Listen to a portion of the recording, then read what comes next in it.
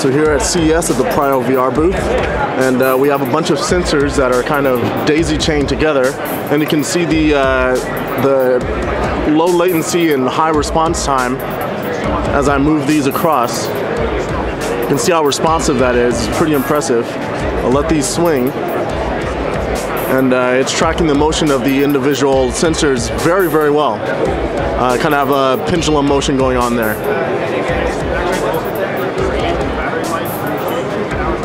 All right, do something a little trickier.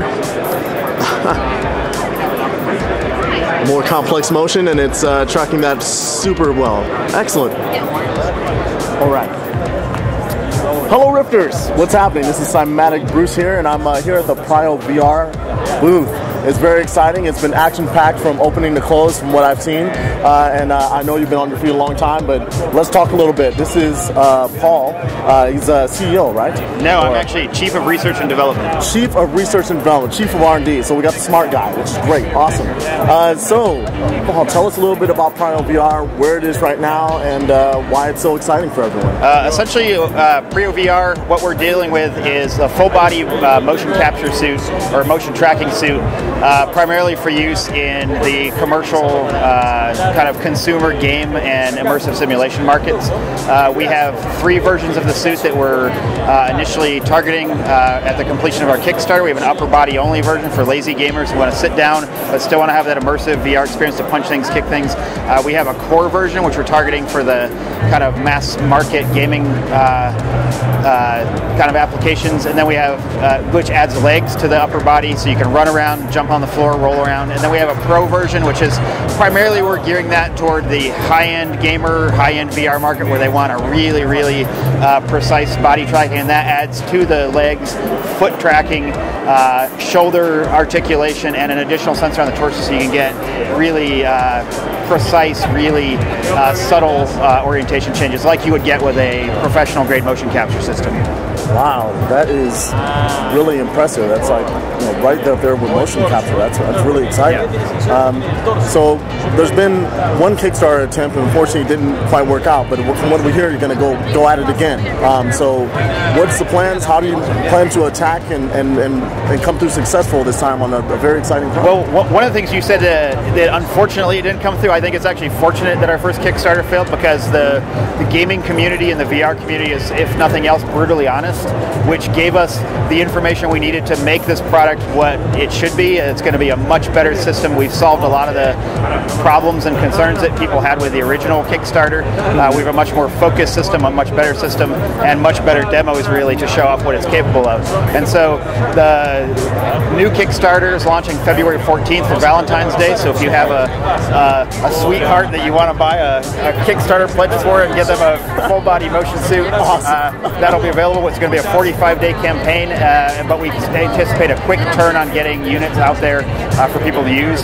We think the first units will be available end of June, early July, and then mass produce numbers in the months following that. So pretty quick. The technology is there, the technology is solid. We just got to get the Kickstarter completed to get the money for mass producing things, solving a little bit of the ergonomics issues, making the system easy to put on, easy to take off, and then packaging issues. So it's going to be a fairly quick project to get out there to people so they can start experiencing this stuff themselves.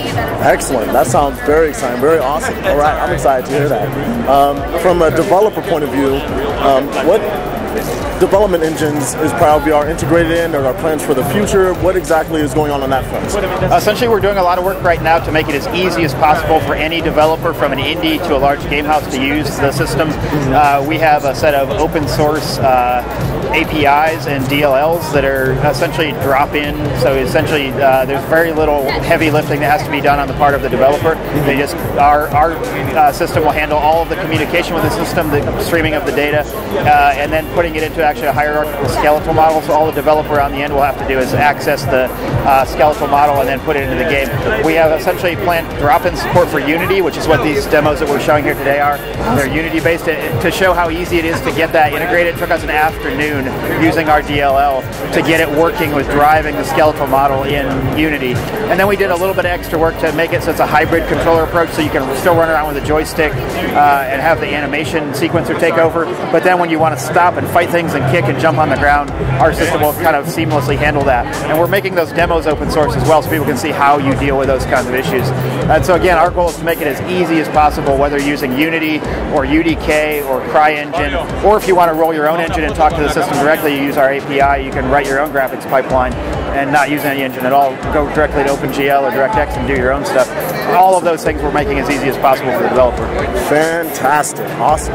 Another suggestion that's come from the developer community, as far as the multiple sensors and the strapping and all that, like having, well, there's one post on Reddit I saw which is pretty kind of amusing, but having like an overcoat, well, like a jacket, over pants, and then maybe overalls to cover the whole body for VR, like attaching the sensors to a piece of clothing to kind of streamline the whole situation of taking it on and off. So are there any plans for that, or is that something that's considered? We're considering multiple options. We're working with industrial designers right now to make it as easy as possible. There is, as much as there's a community that wants an overcoat, there are people that want it to be much lighter weight so they can wear, concern was people wanted to be able to wear shorts, presumably not wear nothing, but you never know what people are going to want to do.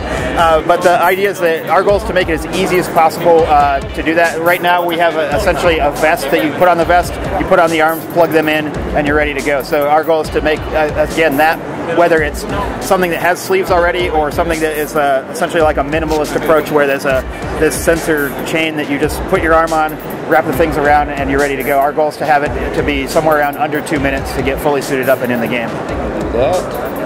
Okay, so basically we're going to do the calibration again. Okay. You can go ahead and put the Oculus on if you want. Go ahead and hold your hands out again just in the same pose. I'm going to go ahead and start it. Okay, there you go. All right, excellent. Okay, so you basically, there you go, you get a fresh start, so you run around and shoot stuff again. Back at it. There should be some zombies outside, I believe. That's been going on here. All right, here we go. Outside. Where are you? There we go, there's one out in the distance. So this is spot on. The joint articulation is something that you... the joint articulation is not something that you get from other motion controls. Like I have, I've got an elbow, I've got a wrist, and also I'm able to rotate the arm in the shoulder socket, which is actually quite good. So I will look down, I'm getting very accurate feedback as far as the motion, and very, very low latency, of course, as expected. It's wired, so, but it's wired to a wireless communicator that's going to a laptop, so for the latency issue, it's extremely impressive, really good. But this is really very neat. Yeah, this motion is really good, really very good. Yeah, the three joints of articulation are, like, you know, that's a range of motion that I have yet to have seen in any VR experience, which is really very natural. And it hasn't lost me yet, which is excellent, so that's a positive thing too. Was there a particular reason for this control scheme to just pretty much map everything to the right nunchuck? That was basically just an early demo decision that we made.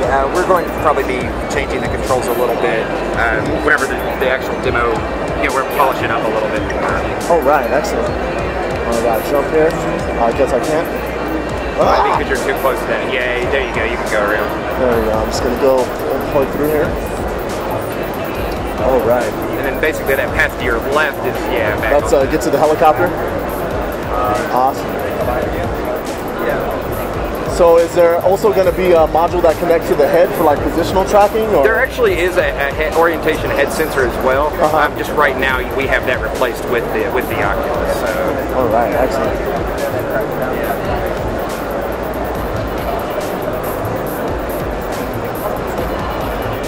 Actually, if you shoot the red barrels, they explode. Oh yes, of course. Yeah, of course. Why wouldn't? Why wouldn't they be there with that big crowd of? As is standard. Excellent. So yeah, just extremely impressed with the low latency, very good, like being able to do this motion is going to be very, very interesting for multiplayer. Oh, it looks like I disconnected something again.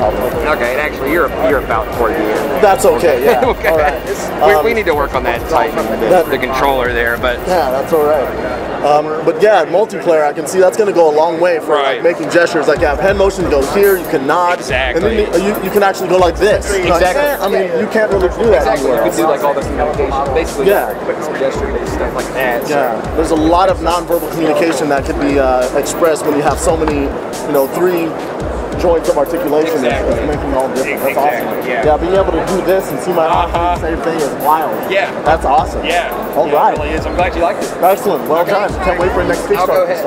Okay. Really awesome. I'll go ahead and start. Well, yeah.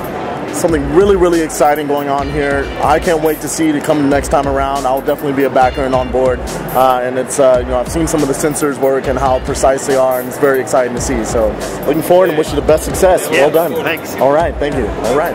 Until the next VR experiment.